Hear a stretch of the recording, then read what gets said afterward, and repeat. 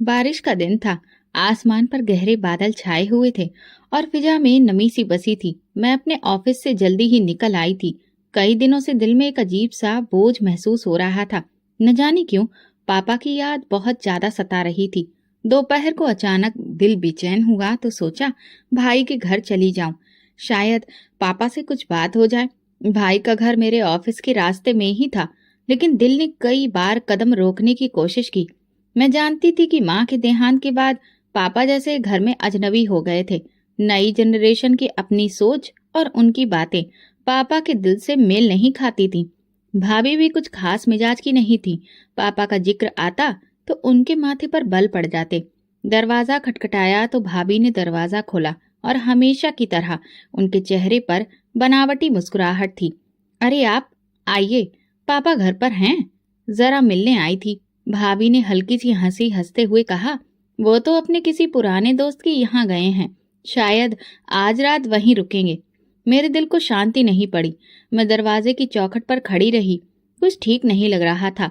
मैं जाने का इशारा कर ही रही थी कि ऊपर की मंजिल से खांसी की धीमी सी आवाज आई। यह आवाज मेरे लिए अजनबी नहीं थी। बचपन से पापा की एक खास तरह की खांसी मेरे दिल में छुपी थी। मैं चौंक गई। भाभी ने तुरंत कहा, अरे वो तो मोहल्ले वाले अनवीर चाचा हैं। ऊपर वाली छत से आवाज आ रही है। लेकिन मेरे कदम रुकने वाले नहीं थे। मैंने अपने जूते उतारे और धीरे धीरे सीढ़ियां चढ़ने लगी। भाभी भी मेरे पीछे पीछे आ गई, शायद रोकने की कोशिश में। ऊपर कुछ नहीं है, बस पुराने सामान का कमरा है। आप क्यों इतनी परेशानी उठा रही हैं? उनकी आवाज में बेचैनी थी। मैंने कुछ भी नहीं कहा, लेकिन कदम तेज हो गए। छत पर कदम रखते ही जैसे पूरे बदन में बिजली दौड़ गई। धूप बहुत तेज थी, वो धूप जिसमें कोई पक्षी भी छांव की तलाश में होता है। वहां पर मेरे पापा, जो कभी हमें दोपहर की धूप से बचाकर स्कूल छोड़ते थे, आज खुद उसी धूप में बैठे थे, एक पुरानी चटाई पर जिसके किनारे फट चुके थे। धूप में ऐसे बैठे थे जैसे वो उस घर का हिस्सा ही ना हो। कपड़े पसीने से भीगे हुए, चेहरा पीला और आंखों में वो खामोशी थी जो किसी इंसान की आखिरी फरियाद को बयां कर रही हो। उनके सामने वही प्याला रखा था जो हम बचपन में कुत्ते के लिए इस्तेमाल करते थे। उसमें रोटी के दो बड़े ही सख्त टुकड़े पड़े थे, जो शायद सुबह के हों या कल के। पापा वो रोटी पानी से नरम करके खाने की कोशिश कर रहे थे। मेरे कलेजे में एक अजीब सा दर्द उठा। मेरी जुबान जैसे अकड़ गई हो। मैं चुपचाप खड़ी देखती रही। आंखों से आंसू निकले बिना ही अंदर मेरा दिल रो रहा था। मैंने कहा, पापा। मेरी आवाज घबराई सी थी। पापा ने चौंक कर मेरी तरफ देखा। उनकी आंखों में हैरत, खुशी और शर्मिंदगी सब दिख रहा था। वो एक बच्चे की तरह हड़बड़ा गए, जैसे रंगे हाथों पकड़े गए हों। अरे बेटा, तुम यहाँ क्यों आई? पापा, ये क्या हो रहा है? आप नीचे क्यों नहीं हैं? अरे बस वो, मुझे खांसी है ना, बच्चों को लग ना जाए, इसलिए बहू ने कहा कुछ दिन ऊपर रह लो। मैंने कहा ठीक है, क्या फर्क पड़ता है। मैं पलटकर भाभी की तरफ देखने लगी, जो दरवाजे पर खड़ी थी। उनकी आंखों में शर्मिंदगी नहीं, बल्कि बेशर्मी थी। देखिए, हमें भी तो बच्चों का ख्याल रखना होता है। पिताजी को खांसी है और उम्र भी ज्यादा है। हमने बस उन्हें थोड़ी देर के लिए ही ऊपर रखा है। अच्छा, तो फिर ये प्याला, ये रोटी, क्या ये मेहमानों के लिए है? अरे वो तो बस मैं अभी खाना लेकर आ ही रही थी। वो तो उनकी ही बची हुई रोटी थी। झूठ, सिर्फ झूठ। मैं सब कुछ समझ गई थी। मेरे पिता को उतनी भी इज्जत नसीब नहीं थी जो एक नौकर को दी जाती है।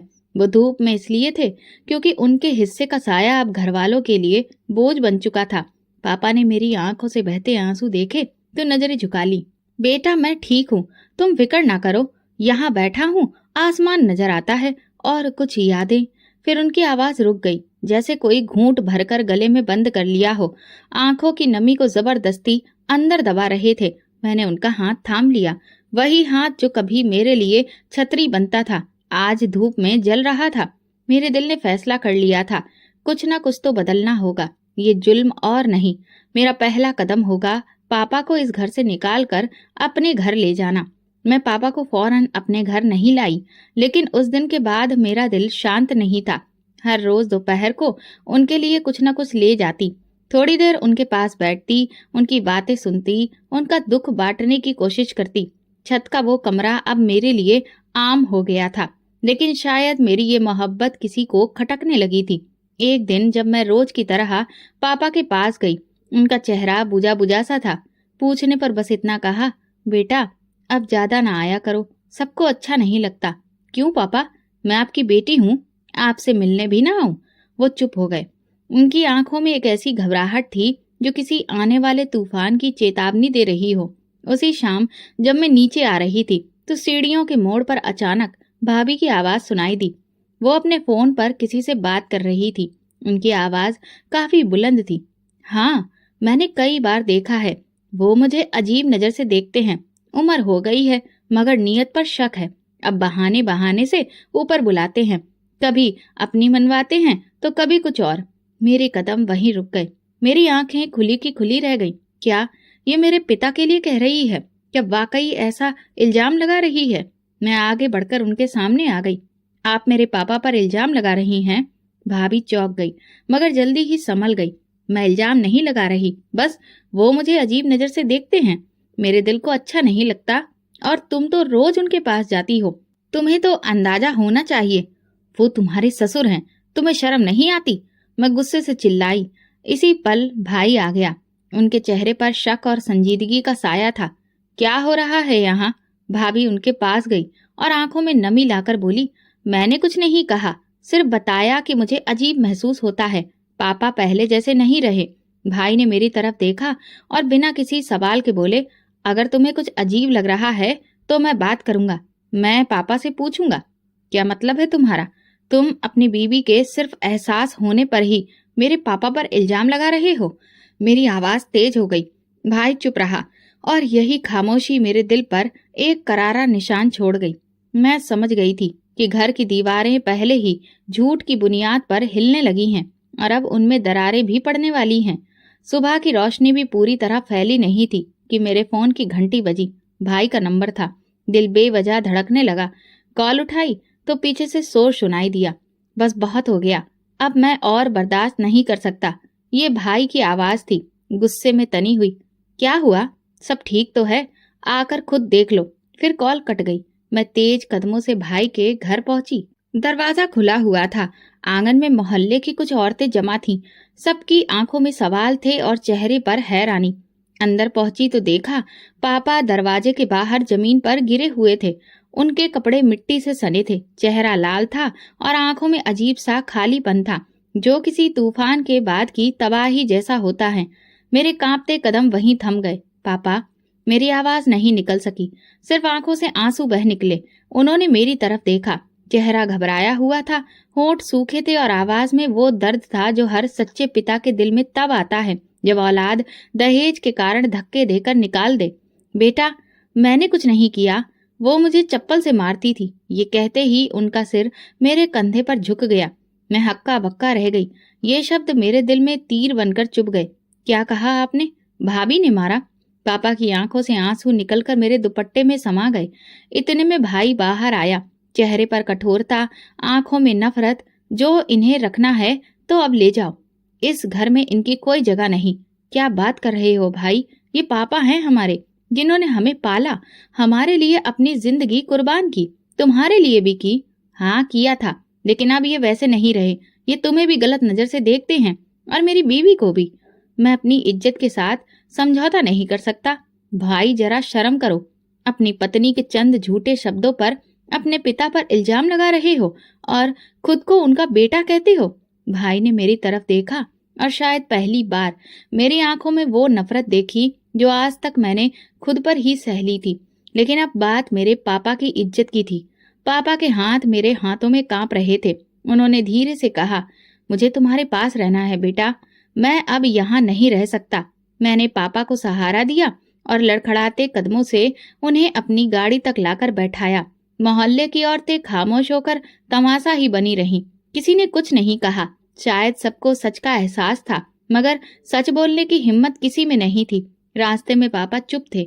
मैंने उनका हाथ थामा तो वो बोले, बेटी, उस घर में मैंने सिर्फ दुआएं की, मगर मुझे बद्दुआ मिल गई। मैंने सोचा भी नहीं था कि मेरा बुढ़ापा इस तरह से बेइज्जती में गुजरेगा। मेरी आंखों से बहते आंसुओं ने कसम खा ली, अब उन्हें कभी कोई आंच नहीं आने दूंगी। पापा मेरे साथ आ चुके थे, लेकिन उनकी आंखों में वो चमक कहीं खो गई थी जो मुझे अपनेपन का एहसास दिलाती थी। दिन का ज्यादातर हिस्सा खामोशी में गुजरता। मैं बोलती, वो सुनते, कभी कभी मुस्कुरा देते, मगर वो मुस्कान भी अधूरी सी लगती। मैं हर वक्त उनके आसपास रहती थी, उनके लिए नरम बिस्तर लगाया, उनकी पसंद का खाना बनाती, मगर वो बस शांत रहते और फिर ठंडी सांस भरकर शून्य में देखने लगते। बेटा, एक दिन उन्होंने धीरे से आवाज दी, हाँ पापा, अगर मैं ना रहूं तो मेरे कमरे की दराज में एक नीले रंग का लिफाफा है, वो तुम रख लेना। पापा, ये कैसी बातें कर रहे हैं? आप मेरे साथ हैं, हमेशा रहेंगे। वो मुस्कुराए, हमेशा कोई नहीं रहता, बस दुआएं बाकी रह जाती हैं। मेरा दिल कांप गया। मैंने उनके हाथों को पकड़ा और रो पड़ी। कुछ दिन ऐसे ही गुजरे। एक दिन अचानक पापा की तबीयत बिगड़ गई। सांस फूलने लगी, हाथ कांपने लगे और चेहरा पसीने से भीग गया। मैं तुरंत अस्पताल ले गई। डॉक्टर ने ऑक्सीजन लगाया और कुछ टेस्ट किए। इनका दिल बहुत कमजोर हो चुका है, वक्त अब साथ नहीं दे रहा। मैंने उनके हाथ थामे थे। वो मुस्कुराए, बेटी, बस एक और गुजारिश है, मेरी अर्थी पर किसी को रोने ना देना, जो जिंदगी में मेरे दुख का सबब बना हो। उनकी आंखें बंद हो गईं और दिल की धड़कन हमेशा के लिए थम गई। मेरे लिए दुनिया थम गई थी। मैं अनाथ हो चुकी थी, लेकिन इस बार का दुख कुछ और था। मैंने उनके दिल की आखिरी धड़कन को अपने हाथों में बंद होते देखा। पिताजी की अर्थी सादगी से उठाई गई। भाई को जानकारी दी, मगर वो आया नहीं। भाभी ने तो फोन तक नहीं किया। बस कुछ पुरानी मोहल्ले की औरतें और मेरी 2 सहेलियां थीं, जो मेरे आंसू पोंछने आ गईं। 3 दिन बाद मुझे पापा की कही बात याद आई। मैंने नीला लिफाफा निकाला। वो एक वसीयत थी। साफ शब्दों में लिखा था, मैं रमेश चंद्र शर्मा अपने पूरे होशो हवास में अपनी सारी संपत्ति व जायदाद अपनी बेटी के नाम पर करता हूँ, जो मेरे दुख दर्द में मेरे साथ खड़ी रही जब बेटा अजनबी हो गया। नीचे उनके हस्ताक्षर थे। गवाह के तौर पर पुराने मोहल्ले के 2 बुजुर्गों के नाम थे। मुझे कभी भी दौलत की चाह नहीं थी, ना मैंने पापा से कुछ मांगा। लेकिन ये वसीयत सिर्फ जायदाद का कागज नहीं था, ये मेरे पिता का भरोसा, उनका प्यार और मेरी वफादारी का इनाम था। मैंने वो नीला लिफाफा सीने से लगा लिया और आंसुओं को कागज पर गिरने दिया। ये पल मेरी जिंदगी का सबसे बड़ा इम्तिहान था। दुनिया ने पिता को ठुकरा दिया, लेकिन उन्होंने दुनिया को दिखा दिया कि सच का साथ देने वालों को भगवान कभी अकेला नहीं छोड़ता। पिताजी के जाने के बाद घर का हर कोना उनकी यादों से भरा था। 3 दिन बीत चुके थे। चौथे दिन मैंने हिम्मत करके भाई को फोन किया, पापा चले गए, तुम्हें खबर भी ना हुई? वो चुप रहा। तुम्हें अफसोस भी नहीं? मैंने पूछा। मुझे कुछ भी समझ में नहीं आ रहा, कहकर फोन काट दिया। रात के सन्नाटे में अचानक कुछ आहट हुई। मैं चौंक कर जागी। घड़ी देखी, रात के 2 बजे थे। दरवाजे के बाहर आंगन में कुछ साया सा हिलता नजर आया। मैं दबे पांव खिड़की के पास गई। पर्दा हटाया तो दिल धक से रह गया। 2 आदमी थे और उनके साथ भाभी। हाथ में एक बैग था, चेहरा चादर से ढका हुआ। वो घर के पिछले दरवाजे से अंदर दाखिल हुई। मेरी सांसें रुक गईं। मैं छिपी रही। मामला अजीब लग रहा था। 15 मिनट बाद वो पापा के कमरे की ओर बढ़े। उनका मकसद साफ था। जब लौटे तो हाथ में एक फोल्डर था। अगली सुबह मैंने रामलाल चाचा से बात की, जो कि शमशान घाट के मैनेजर भी हैं। उन्होंने जो बताया वो खौफनाक था। बेटी, जब तुम अपने पिता को अंतिम विदाई देकर गईं, उसी शाम 2 लोग आए। कहने लगे, हम भी इनके रिश्तेदार हैं।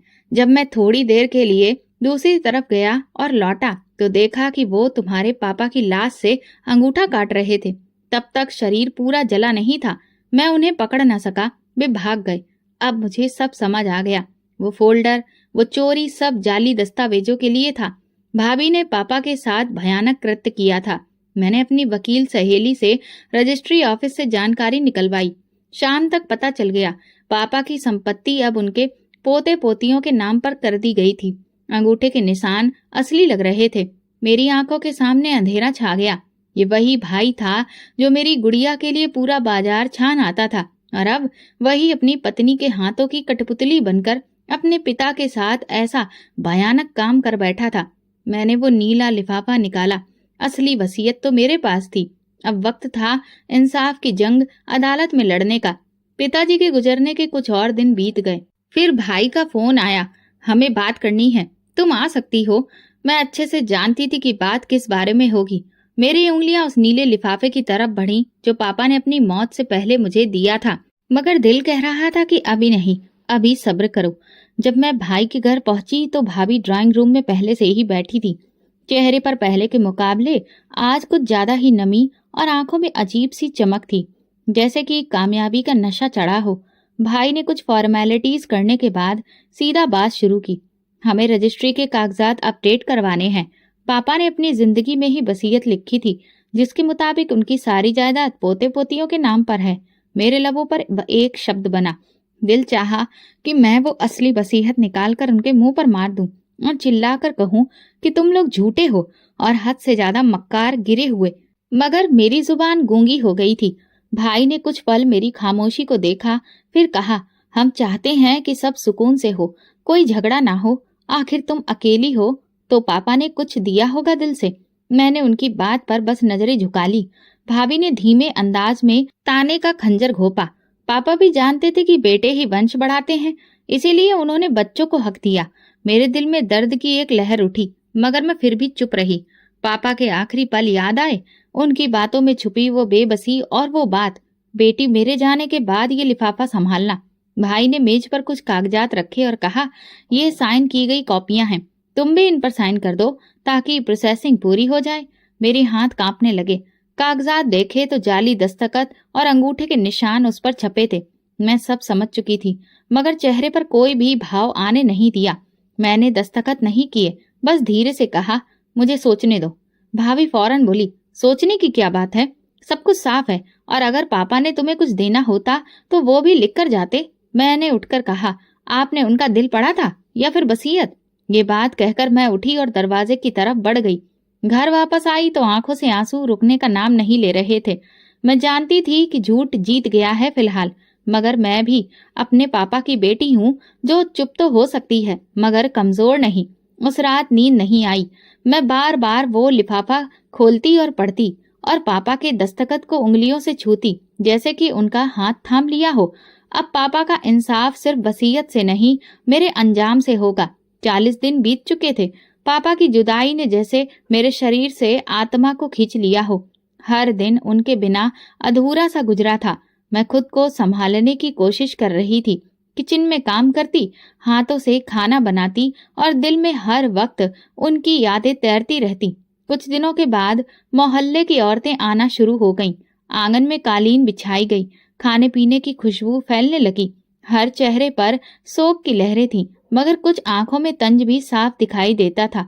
किचन के कोने में बैठी एक पुरानी मौसी, जो मोहल्ले में बरसों से रहती थी, मेरी तरफ झुककर बोली, बेटा, मुझे एक बात कहनी है, शायद तुम्हें पता ना हो। मैंने उनकी तरफ हैरत से देखा। वो धीरे से बोली, तुम्हारे पापा अक्सर छत के कमरे में जाया करते थे।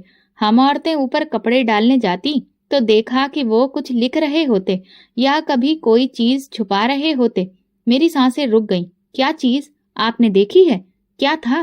नहीं बेटा, हमने कभी पूछने की हिम्मत नहीं की, मगर एक दिन वो मेरे पति से कह रहे थे कि जो असली खजाना है वो ना कागज है ना पैसा, वो वहां पर छुपा है, वहां जहां धूप में भी कोई उसे छू ना सके। मेरे दिल में अजीब सी लहर दौड़ गई। क्या वाकई पापा ने कुछ छुपाया था छत के कमरे में? मैंने दिल में सोचा, शायद वो कुछ यादें हो या फिर पापा की लिखी हुई डायरी। ये मुमकिन है, वो असली खजाना या कुछ और। भाभी जो करीब बैठी थी, मौसी की बातें सुन चुकी थी। उनके चेहरे पर फौरन बेचैनी और घबराहट छा गई। वो फौरन रोटियां लेकर अंदर चली गई। सब इंतजाम खत्म होते ही मैं सीधा कमरे में गई और पुराना संदूक निकाला, जिसमें पापा की पुरानी चीजें थीं। एक पुरानी चाबी भी मिली, जिस पर लिखा था, ऊपर का कमरा राजदार है। दिल की धड़कन तेज हो गई। मैंने फैसला कर लिया, आज रात छत पर जाकर देखूंगी कि वहां क्या है। लेकिन भाभी भी तेज निकली। रात के सन्नाटे में वो मुझसे पहले कमरे में पहुंच चुकी थी। उनके हाथ में एक छोटी सी टॉर्च थी और चेहरे पर एक अजीब सी बेचैनी, जैसे कि कोई खजाना ढूंढने निकला हो। उनके कदमों में बहुत जल्दबाजी थी, आंखों में लालच की चमक। छत के कमरे का ताला वो पहले ही दिन किसी बहाने से चाबी लेकर खोल चुकी थी। दरवाजा धीरे से खोला और टॉर्च की रोशनी में कमरे का जायजा लेना शुरू किया। भाभी ने जल्दी जल्दी वो सब चीजें उलट पलट करना शुरू कर दिया। एक एक कपड़े को चेक किया, हर डिब्बे को खोला, यहाँ तक कि दीवारों पर लगी पुरानी कीलों को भी उन्होंने हाथ मार मार कर देखा, मगर जो वो चाहती थी वो वहां नहीं मिला। कहाँ छुपाया है? जरूर जेवर है या जमीन के ओरिजिनल कागजात। सब कह रहे थे कि उन्होंने कुछ छुपाया है। वो बूढ़ा अजब तमाशा बनाकर चला गया है। वक्त जैसे ठहर गया हो। भाभी के माथे पर पसीना आ गया, मगर हार मानना उनकी फितरत में नहीं था। उन्होंने पुराने संदूक को खोला। उसकी तह में कुछ पुरानी चादरें थीं। एक के नीचे लकड़ी का एक छोटा सा डिब्बा मिला। उन्होंने जल्दी से उठाया, खोला तो अंदर सिर्फ कुछ पुराने सिक्के, एक जंग लगे कंगन और चंद्र अंगूठियां, जो शायद माँ के दहेज की बची कुची चीजें थीं। उनके चेहरे पर मायूसी छा गई। वो चीज जिसकी उन्हें तलाश थी वो नहीं मिली। इसी दौरान अचानक एक लकड़ी के टुकड़े से उनका पांव टकराया और उन्हें एक अलमारी नुमा हिस्सा नजर आया जिस पर मिट्टी की मोटी परत जमा थी। उन्होंने कपड़ा मारकर साफ किया और दरवाजा खोला, मगर अंदर सिर्फ सास ससुर के कुछ पुराने बिल, जमीन के नक्शे और सरकारी खेत के टुकड़े थे जो अब बेकार हो चुके थे। भाभी का चेहरा साफ बता रहा था कि वो बुरी तरह से मायूस हो चुकी हैं। उन्होंने सब कुछ समेटा, मगर जाते जाते पापा की तस्वीर को देखकर लम्हा भर के लिए रुक गईं। उनकी नजरें तस्वीर से उलझ गईं, जैसे वो कुछ कहना चाहती हो, कुछ पूछना चाहती हो। क्या वाकई तुमने कुछ छुपाया था या ये सब बस एक भ्रम था? भाभी के मन में शक का एक बीज तो बोया जा चुका था, लेकिन जमीन वही थी जहां फसल अभी तक उगी नहीं थी। वो नीचे वापस चली गई, मगर दिल की बेचैनी उनके चेहरे पर आ चुकी थी और मैं ये सब चुपचाप देख रही थी, एक कोने से खामोश मगर चौकन्नी। मैं जानती थी कि इस कमरे में कुछ जरूर है, कुछ ऐसा जो सिर्फ चीजों में नहीं वक्त में छुपा है, और उस वक्त का पर्दा भी जल्द ही उठने वाला है। ये सिर्फ तलाश की पहली कोशिश थी। असल राज तो अभी बाकी था और पापा ने उसे मेरे लिए बचा कर रखा था। छत के कमरे की वो रात खामोश नहीं थी। भाभी नीचे तो उतर गई, मगर दिल में बेचैनी लिए उनकी नजरें बार बार ऊपर देख रही थी, जैसे कि वहां कुछ रह गया हो, कोई चीज छूट गई हो, या शायद दिल का शक अभी तक खत्म नहीं हुआ हो। अगली शाम जब सब लोग रात के खाने में व्यस्त थे, भाभी ने एक बार फिर ऊपर जाने का इरादा किया। इस बार उनके साथ ना कोई शोर था, ना किसी से इजाजत ली गई। उनके मन में ये चल रहा था कि दिन की रोशनी में शायद कुछ नजर आ जाए जो रात के अंधेरे में छिप गया था। वो तेजी से सीढ़ियां चढ़ी और छत के कमरे का दरवाजा खोला। धूप की रोशनी अब धीमी पड़ चुकी थी। कमरे में पूरी तरह अंधेरा छाया था। एक बार फिर उन्होंने टॉर्च निकाली और कमरे के हर कोने का जायजा लेना शुरू किया। इस बार उनकी नजर उस पुराने बूरे के नमक पर पड़ी जो एक कोने में रखा था। उन्होंने उसे उठाने के लिए जैसे ही हाथ बढ़ाया, जमीन में हल्की सी सरसराहट हुई। ये एक हल्की सी आवाज नहीं, बल्कि पूरी फिजा में हिस्स की सनसनी फैला देने वाली सरसराहट थी। उनका दिल धड़कने लगा, कदम पीछे हटने लगे, लेकिन तब तक बहुत देर हो चुकी थी। कमरे के कोने से एक लंबा काले रंग का सांप निकल आया था। धीरे धीरे उसकी हरकतें अब भाभी की तरफ हो रही थी और टॉर्च की रोशनी में उसकी आंखों की चमक साफ दिखाई दे रही थी। भाभी ने चीखने की कोशिश की, लेकिन आवाज गले में फंस गई। वो पीछे हटी, कदम लड़खड़ाए और गिरने से पहले ही सांप उनके पांव पर हमला कर चुका था। एक तीखी चुभन हुई, जलता हुआ दर्द और एक कांपती हुई सी चीख उनके मुंह से निकली। सांप ने उनके पांव पर डस लिया था। वो जमीन पर गिर गई, हाथों से फर्श को रगड़ रही थी और चीखने की कोशिश कर रही थी, लेकिन जुबान जैसे कि बंद हो चुकी थी। शरीर सुन्न होने लगा था और आंखों के सामने अंधेरा छा रहा था। नीचे मौजूद लोगों को उनकी चीख सुनाई दी तो सब घबराकर दौड़ पड़े। भाई, मैं और मोहल्ले की औरतें फौरन ऊपर पहुंचे। मंजर देखकर सबके चेहरे सफेद हो गए। भाभी जमीन पर तड़प रही थी, चेहरा सफेद और सांस उखड़ी हुई। भाई ने एम्बुलेंस के लिए कॉल की। सिर्फ 10 मिनट में हम अस्पताल पहुंच चुके थे, मगर डॉक्टर का चेहरा बता रहा था कि जहर शरीर में काफी फैल चुका है। हम पूरी कोशिश कर रहे हैं, डॉक्टर ने कहा, लेकिन जहर काफी खतरनाक था। भाई की आंखों में खौफ छा चुका था। भाभी का हाथ उनके हाथ में था और पहली बार मैंने उनके चेहरे पर सच में परेशानी देखी। वही भाई जो कभी अपने बाप को घर से झुकाने में, निकालने में एक पल भी नहीं लगाया था, आज अपनी पत्नी को तड़पते देखकर टूट रहा था। रात भर हम अस्पताल में रहे। भाभी की हालत बिगड़ती गई। कभी उनकी आंखें बंद होती तो कभी वो पागलों की तरह बड़बड़ाती। कमरा, छत, खजाना मुझे मिलेगा, सब कुछ मेरा है। मैं खामोशी से उनकी बातें सुन रही थी। अब तो ये बात साफ हो चुकी थी कि लालच इंसान को कहां से कहां ले जा सकता है। भाभी की हालत अब बहुत ज्यादा नाजुक थी। डॉक्टर ने कहा, अगर जहर ने और अधिक हिस्सों पर असर किया तो ये जानलेवा हो सकता है। मेरे कदम जैसे जमीन में गड़ गए। आंखों के सामने वो पल घूमने लगे जब पापा को इसी औरत ने चप्पल से मारा था, और आज वही औरत जमीन पर बेबस पड़ी पल पल की भीख मांग रही थी। कहा जाता है ना, बद्दुआएं सीधी ऊपर जाती हैं और खाली नहीं लौटती। अब ये हकीकत मेरे सामने जिंदा मिसाल बन चुकी थी। भाभी बिस्तर पर चुपचाप पड़ी थी, चेहरे का रंग सफेद, आंखें खुली मगर बेजान। उनकी एक आंख के कोने से आंसू बह रहा था और दायां हिस्सा बिल्कुल सुन्न था। दायां बाजू, टांग और चेहरे का दायां हिस्सा भी जैसे बेकार हो चुका था। डॉक्टर ने हमें एक तरफ ले जाकर कहा, जहर का असर शरीर के कई हिस्सों पर पड़ा है। आपकी भाभी को पक्षाघात हो चुका है और बदकिस्मती से उनका दायां हिस्सा पूरी तरह से पैरालाइज हो चुका है। बाएं तरफ का चेहरा भी प्रभावित हुआ है। मेरा भाई ये सब सुनकर कुर्सी पर जैसे गिर सा गया। क्या ये कभी ठीक हो सकती है? डॉक्टर ने कहा, उम्मीद है कि वक्त के साथ धीरे धीरे कुछ सुधार हो, मगर पूरी तरह से ठीक होना अब मुश्किल है। होश में है मगर शरीर का एक हिस्सा अब उनके साथ नहीं देगा। मैं कमरे के अंदर दाखिल हुई तो भाभी ने मेरी तरफ देखा। उनकी आंखों में कई जज्बात एक एक करके उभरते चले गए। पछतावा, शर्मिंदगी, दर्द और शायद वो शब्द जो अब जुबान से बाहर नहीं निकल सकते थे। आपकी तबीयत कैसी है? मैंने नरमी से पूछा, मगर जवाब में सिर्फ खामोशी मिली। वो बोलना चाहती थी, कुछ कहना चाहती थी, मगर चेहरा अब हरकत करने के काबिल नहीं बचा था। सिर्फ आंखों से आंसू बहते रहे। मैं उनके पास बैठकर उनका हाथ थामे रही।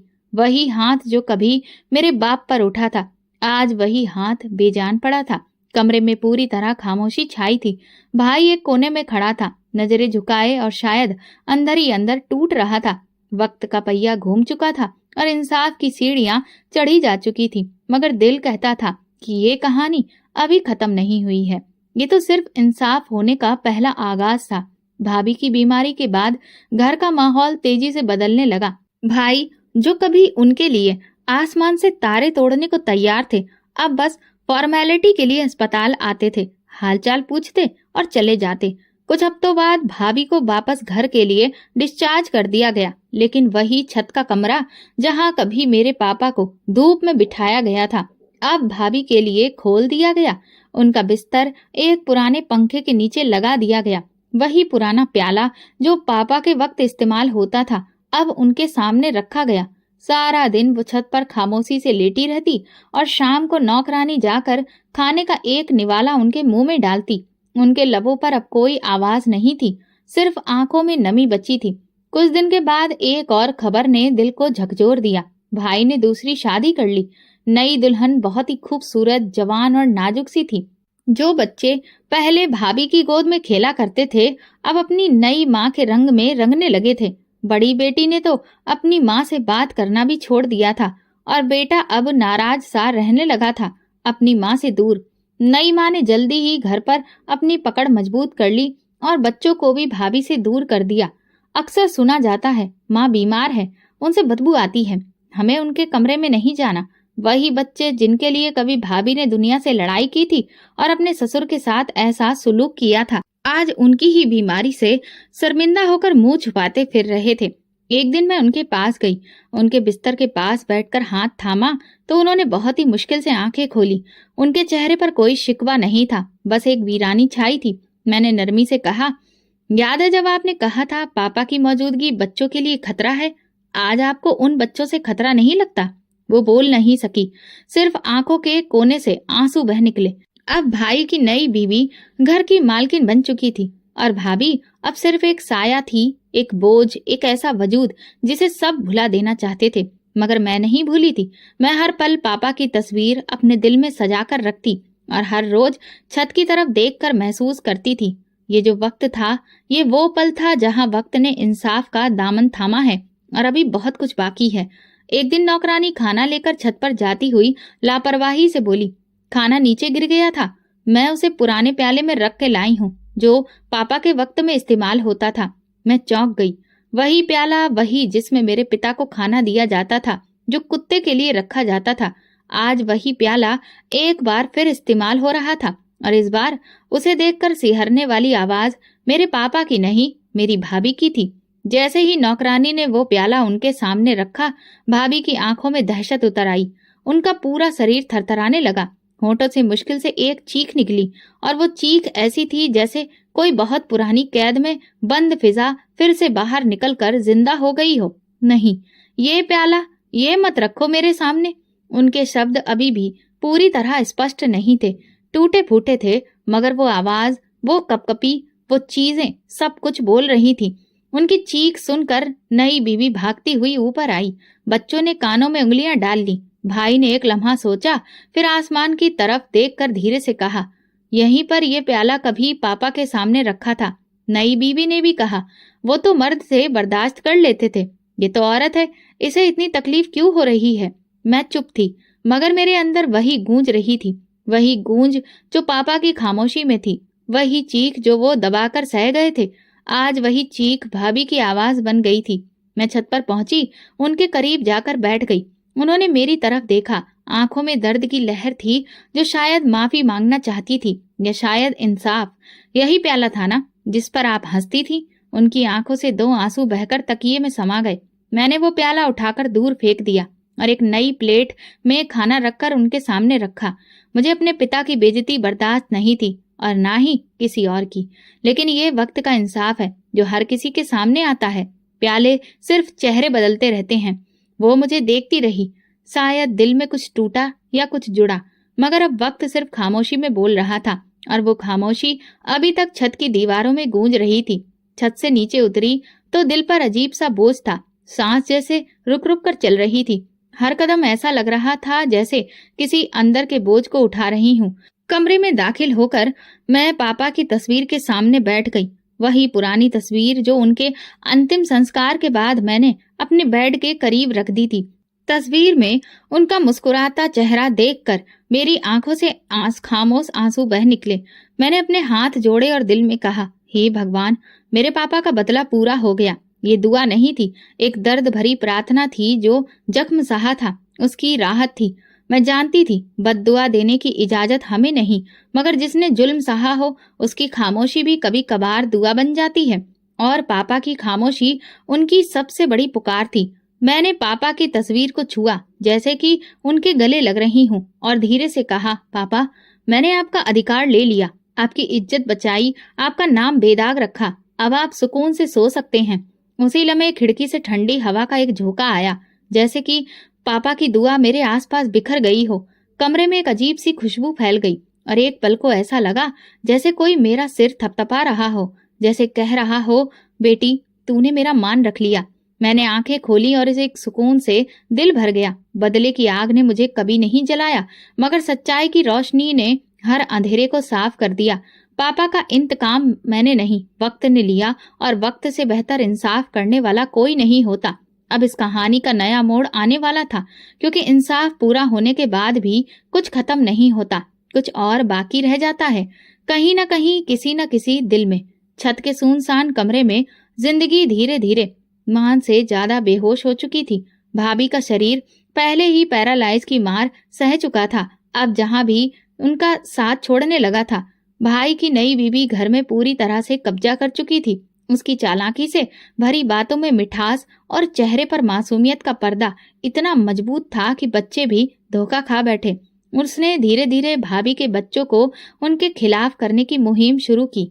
तुम्हारी माँ का तो अब कुछ हो नहीं सकता, वो बिस्तर की होकर रह गई है, और ये घर, ये तुम्हारे पापा ने मेरे लिए बसाया है। तुम्हें इज्जत से जीना है तो अपनी नई माँ को ही माँ समझो। बच्चे मासूम थे, भटकने लगे। वो औरत बड़ी चालाकी से उनके दिलों में पुरानी माँ के लिए नफरत का बीज बोती गई। मैं जब भी भाभी को देखने जाती तो वो मुझे एक टक देखती रहती, जैसे कि कुछ कहना चाहती हो। एक दिन छत पर मैंने उन्हें जोर जोर से कुछ बोलने की कोशिश करते देखा, मगर आवाज ना निकलती थी। सिर्फ आंखों में पानी था और होंठ हिल रहे थे, धीरे धीरे, जैसे कोई दुआ या बद्दुआ बन रही हो। उधर मैं चुपचाप बैठी थी। पापा की वसीयत मेरे पास सुरक्षित थी, असली गवाहों के दस्तखत के साथ, उनकी कही हुई बात और उनके अंगूठे का निशान। मगर मैं जानती थी कि झूठ की दीवार गिरने के लिए वक्त का सही होना जरूरी होता है, और अब वो वक्त आ गया था। भाई और नई भाभी ने पापा की जायदाद के जाली कागजों के जरिए कब्जा हासिल कर लिया था। वे खुद को कानूनी वारिस साबित कर चुके थे। मैं जानती थी कि अदालत की जंग के सिवा कोई रास्ता नहीं बचा है। मैंने वकील से बात की और सारे दस्तावेज उनके हवाले कर दिए।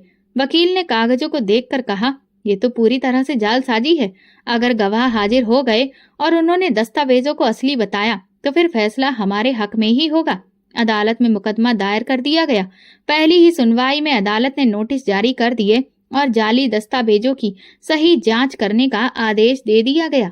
भाई ने जब ये खबर सुनी तो वो घबरा गया। कई साल बाद पहली बार उसकी आंखों में खौफ दिखाई दिया। नई बीवी ने उसे भड़काया, ये सब तुम्हारी बहन का प्लान है। वो तुम्हें जायदाद से बेदखल करना चाहती है। लेकिन मैं तो किसी का हिस्सा नहीं मांग रही थी। मैं सिर्फ इंसाफ मांग रही थी, पापा की इज्जत का, उनके आखिरी फैसले का। कुछ दिनों बाद अदालत में पेशी थी। मैंने सारे सबूत तैयार किए, गवाहों से बात की और पापा के शब्दों को दिल में दोहराया। मैं अदालत के कमरे में दाखिल हुई। ये सिर्फ कागजों की जंग नहीं थी, ये उस वक्त की गवाही थी जो पापा ने छत पर गुजारी थी। वो तन्हाई जो उन्होंने सही थी, वो मुश्किलें जो उन पर लादी गई थी। अदालत में पहली सुनवाई के दौरान जज ने भाई के वकील से सवाल किया, अगर मरने वाले ने पोते पोतियों के नाम पर वसीयत की थी तो वे दस्तावेज अस्पताल ले जाने से पहले क्यों तैयार किए गए और आखिरी समय पर अंगूठे के निशान क्यों लिए गए? ये सवाल सच के दरवाजे खोलने के लिए काफी था। भाई के वकील के पास कोई जवाब नहीं था। मैं चुपचाप खड़ी अपने पापा की तस्वीर मन में बना रही थी और दिल में बस एक बात दोहरा रही थी, पापा, मैंने वादा किया था कि मैं आपको झूठ के नीचे दबने नहीं दूंगी। अब खेल पलट चुका था। इंसाफ की कुर्सी पर बैठा कानून पापा की सच्चाई की गवाही देने जा रहा था। अदालत का दिन था। मेरी उंगलियां कांप रही थीं, मगर दिल में एक अजीब सी रोशनी थी जो पापा की वसीयत की सच्चाई से जुड़ी थी। कई महीनों की कानूनी जंग, कई सारी पेशियां, सवाल जवाब, सबूत और गवाहों के बाद आखिरकार वो फैसला आया जिसका इंतजार सिर्फ मुझे नहीं, मेरे पापा की आत्मा को भी था। जज ने जैसे ही फैसला सुनाया, अदालत में खामोशी छा गई। ये अदालत तमाम सबूतों और गवाहों को मद्देनजर रखते हुए इस नतीजे पर पहुंचती है कि असली वसीयत वो है जो रमेश चंद्र शर्मा ने अपनी बेटी के नाम पर की थी। जाली दस्तावेज गैर कानूनी और अमान्य करार दिए जाते हैं, अतः सारी जायदाद कानूनी वारिस यानी कि बेटी के नाम पर की जाती है। मेरे कानों में ये बातें गूंजने लगी। मेरी आंखों में आंसू थे, दिल में शुक्र और रूह में एक अजीब सा सुकून। मैं अदालत से बाहर जाकर आसमान की तरफ देख रही थी। आंखों में नमी थी मगर होठों पर मुस्कुराहट। पापा, मैंने आपकी इज्जत बचा ली, आपका हक आपके फैसले के मुताबिक पूरा किया। भाई अदालत से बाहर निकला। नई बीवी उसे बाजू से थामे तेज कदमों से बाहर निकली, जैसे वो फैसले की शर्मिंदगी से मुंह छुपाना चाहती हो। उनके चेहरों पर शिकस्त, बेइज्जती और बेयकीनी साफ लिखी थी। वे समझ नहीं पा रहे थे कि जिस बेटी को कमजोर समझा, जिस पर उंगली उठाई, आज वही उनकी झूठी साजिश को जमीन पर गिरा चुकी थी। जायदाद अब मेरे नाम हो चुकी थी, घर, जमीन, बैंक बैलेंस, सब कुछ। मगर मेरे दिल ने उसी वक्त एक और फैसला किया जो शायद सबसे अनोखा था, सबसे बड़ा। मैंने वकील से कहा, ये जायदाद किसी की भी नहीं होनी चाहिए, इसे किसी अनाथ आश्रम को दे दीजिए। वो हैरान हुआ, आपको अंदाजा है कि ये कितनी बड़ी रकम है? मैंने धीरे से जवाब दिया, मुझे सिर्फ ये अंदाजा है कि मेरे पापा ने सारी जिंदगी दूसरों के लिए जिया है। मैं चाहती हूँ कि उनके अच्छे कर्मों का फल उन बच्चों को मिले जिनके पास पिता का साया नहीं है। कुछ ही दिनों में पूरी प्रॉपर्टी एक अनाथ आश्रम के नाम हो गई। जब पहली बार मैं नाथुराम आश्रम के बच्चों से मिली तो उनके चमकते चेहरे देखकर जो सुकून मिला वो दुनिया की किसी दौलत से नहीं मिल सकता था। मैंने पापा की एक तस्वीर वहां दीवार पर लगाई और नीचे लिखा, ये घर उन बच्चों के लिए है जिनके पिता नहीं मगर दुआएं देने वाली माँ और बहनें हैं। भाई का हाल दिन व दिन बिगड़ता गया। जो घमंड में चूर था, आज शर्मिंदगी की चादर ओढ़े मुंह छुपाता फिर रहा था। नई बीवी का रवैया बदल गया, बच्चे दूर हो गए और घर में एक अजीब सा सन्नाटा छा गया। भाभी की हालत और भी खराब हो चुकी थी।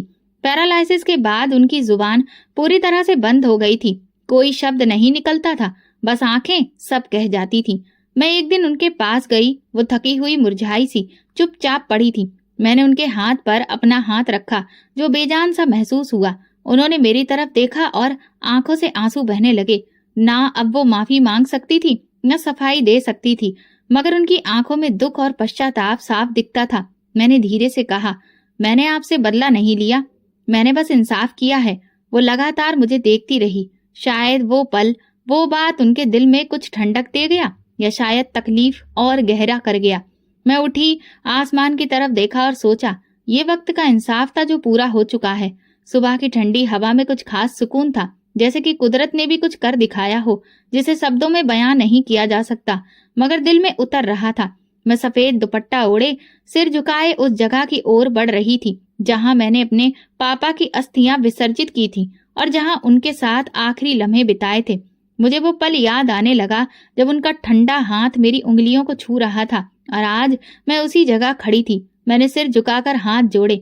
मेरी आवाज भीगी हुई थी, पापा, आपकी बेटी ने इंसाफ दिलाया। आपका हक, आपकी इज्जत, आपका नाम सब वापस ले आई।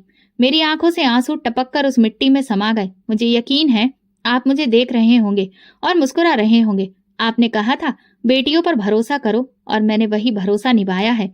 मैं वहीं बैठ गई और उन पलों को याद करने लगी जब आप मेरे लिए दीवार बनकर खड़े होते थे, जब मैं डर कर आपके पीछे छुप जाती थी और आप कहते थे, बेटी जब तक मैं हूं तुम्हें कुछ नहीं होगा। आज मैंने वही वादा वापस किया।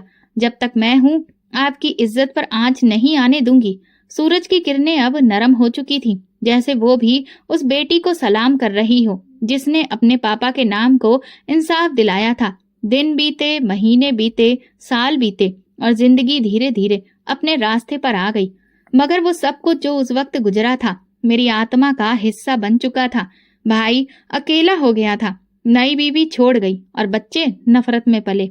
भाभी अब भी जिंदा थी, मगर एक बेजान शरीर की तरह। कभी कभी लगता वो अपनी आंखों से मुझसे माफी मांग रही है, मगर अब बहुत देर हो चुकी थी। मैंने वो पुराना घर बेचकर अनाथ आश्रम में कुछ और कमरे बनवा दिए। वहां पढ़ने वाले बच्चों के चेहरे पर जो मुस्कान आती थी वही मेरी जिंदगी का सुकून बन गई थी। मैं हर हफ्ते वहां बच्चों से मिलने जाती, उनके साथ खाना खाती, उनकी बातें सुनती और दिल ही दिल में भगवान को धन्यवाद देती। तूने मुझे सच का रास्ता दिखाया, सब्र दिया और वो हिम्मत दी जो जुल्म के खिलाफ खड़े होने के लिए काफी थी। और फिर एक दिन जब मेरी किताब पूरी हुई, मैंने उसका नाम रखा छत का आसमान। ये मेरी कहानी थी, मेरे पिता की, मेरे सब्र की, मेरे आंसुओं, दुआओं और उस इंसाफ की जो वक्त ने अपने हाथों से लिखा। किताब के आखिरी पन्ने पर एक कोटेशन दर्ज किया, ये सच है जिसे हम भूल जाते हैं मगर वक्त नहीं भूलता। वो सब कुछ सुरक्षित रखता है और एक दिन सूद समेत लौटा देता है। तो दोस्तों, अगर आपको हमारी कहानी पसंद आई हो तो प्लीज कमेंट करके जरूर बताइएगा और इस वीडियो को ज्यादा से ज्यादा लाइक और ज्यादा से ज्यादा शेयर करिए। अगर आप चैनल पर नए हैं तो सब्सक्राइब जरूर करें और नोटिफिकेशन बेल दबाएं ताकि अगली अपडेट सबसे पहले आपको मिले। धन्यवाद।